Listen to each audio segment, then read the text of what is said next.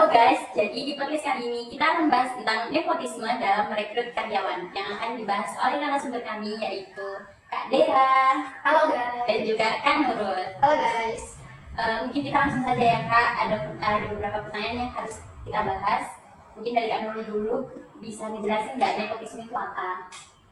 Oke, nepotisme itu ya dalam garis besarnya itu adalah orang dalam. Tapi kalau kita pembahasannya secara rinci, nepotisme itu adalah orang yang ngasih jabatan tertentu ke orang yang punya hubungan dekat seperti keluarga, teman, pacar mungkin dan lain sebagainya. Nah, kalau itu kita arahkan ke arah pemerintahan itu melanggar kode etik karena mereka merekrutnya tidak secara profesional, akan tetapi dalam lingkup hubungan itu karena mereka punya hubungan dekat makanya dikasih posisi tertentu dalam rekrutmen pemerintahan. Nah, itu melanggar kode etik sekali.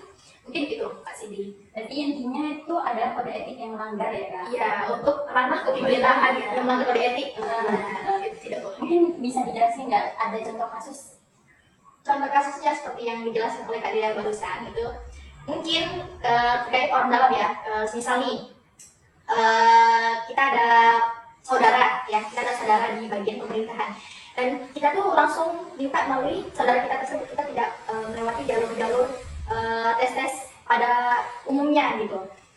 Jadi Tidak sesuai ya, berarti tidak sesuai prosedur. ya benar, tidak sesuai prosedurnya.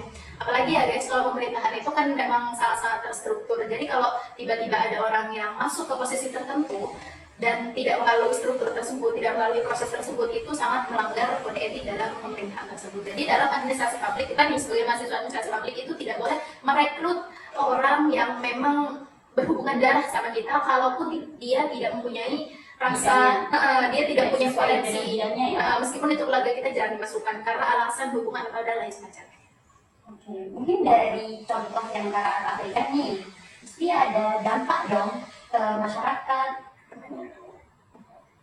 Mungkin bisa dijelasin dampaknya itu kira-kira apa? Jadi Saya yang boleh coba.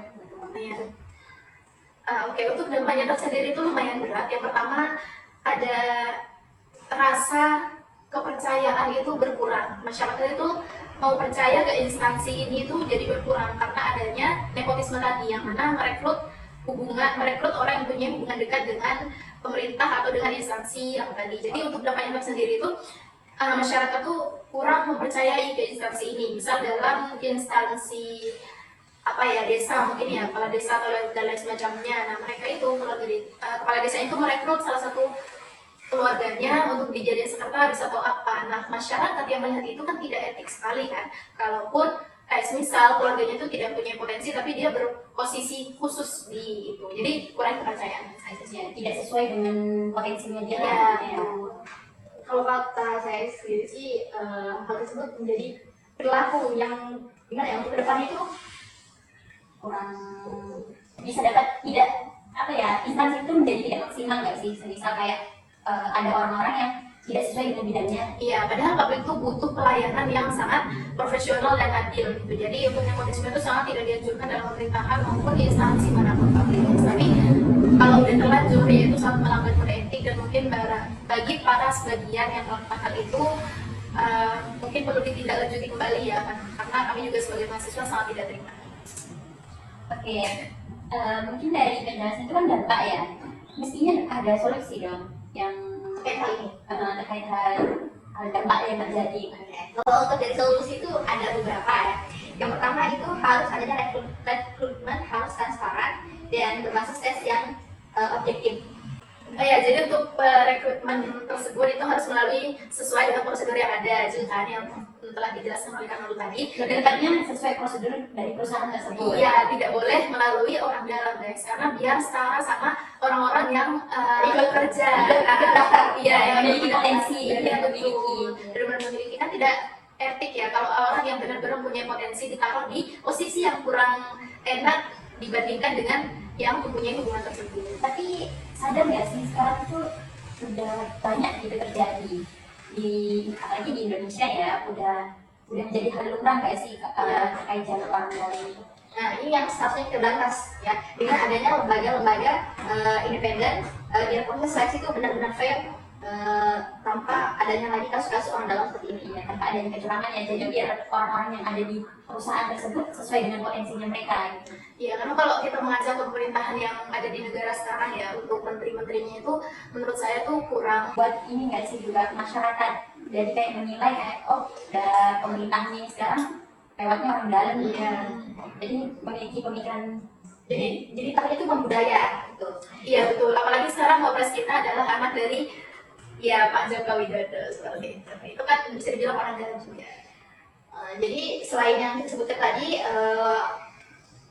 solusi dari nepotisme itu pakai sistem digital yang lebih susah dimanipulasi. Nah sekarang kan kita sudah berbasis teknologi nih, jadi kita harus memanfaatkan dengan yang namanya digital, jadi dengan sistem digital ya, supaya lebih transparan gitu. Pendaftaran ini ya terkualifikasi nggak, cocok nggak untuk bagian ini gitu. Tapi bukannya tetap masih bisa dimanipulasi ya, maksudnya ya namanya perusahaan ya kan mesti tetap bakal bisa dimanipulasi nggak sih dari. Nah itu kayak juga makanya harus ada orang yang kalau gini ya, benar-benar makanya harus ada orang-orang yang dikhususkan untuk bagian bidang ini ya, untuk benar-benar fokus di bagian rekrutmen ada departemennya sendiri. Nah itu juga PR untuk para instansi-instansi yang ada di perdesa ataupun di kota dan maupun di pemerintahan ya. Nah, jadi kalau itu dilakukan tuh nepotisme tuh bisa banget untuk dikurangi dari beberapa yang kita jelaskan barusan. Jadi intinya stop menggunakan jalur order ya teman-teman. Kita harus bekerja sesuai dengan potensi kita, jangan hanya karena orang dalam dan ingin memiliki kerjaan gitu, tapi padahal bukan potensinya kita di sana. Jadi stop mensyaratkan ya. Sekian dan terima kasih.